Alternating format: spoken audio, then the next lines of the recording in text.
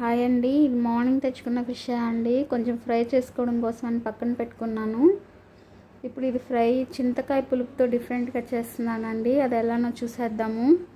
2 table spoon కారం, 1 table spoon ధనియాల పొడి, 1/2 table spoon Kashmiri chilli powder, కొంచెం అంతా పసుపు, అలానే సాల్ట్, కొంచెం జింజర్ గార్లిక్ పేస్ట్ అండి, అలానే చింతకాయ పులుపు అండి. ఇలా తిక్కుగా తీసేసుకున్నానండి. ఇది మొత్తం కలిపేసుకోవాలి.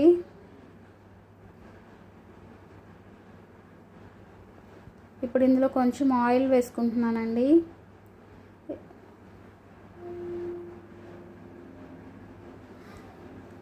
ఇలా ఆయిల్ వేసుకోవడం వల్ల ఈ పేస్ట్ అనేది అతుక్కుపోకుండా ఉంటుందండి బాండల్కి.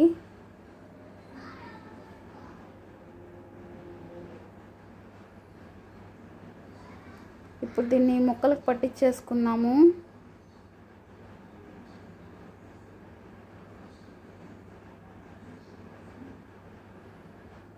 ఈ విధంగా అన్ని ముక్కలకి పట్టించేయాలండి.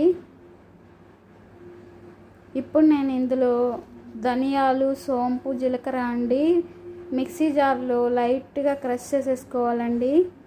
ఈ విధంగా ఇది మొత్తం పైన చల్లేసి దానికి ఇలా అతికిచ్చేసినట్టు ఇట్లా అద్దేయాలండి.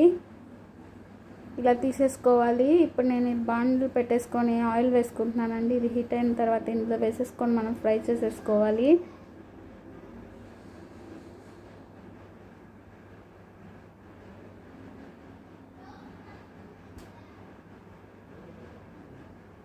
ఈ పేస్ట్ కొంచెం తిక్కుగా కలిపి పూసుకుంటే మొత్తం విడిపోకుండా ఉంటుందండి. వాటర్గా ఉంటే అంతా ఆయిల్లోకి అంతా స్ప్రెడ్ అయిపోతుంది.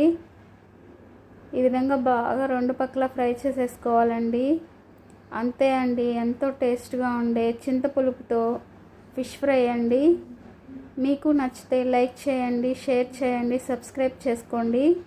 చాలా అంటే చాలా టేస్ట్గా ఉంటుంది.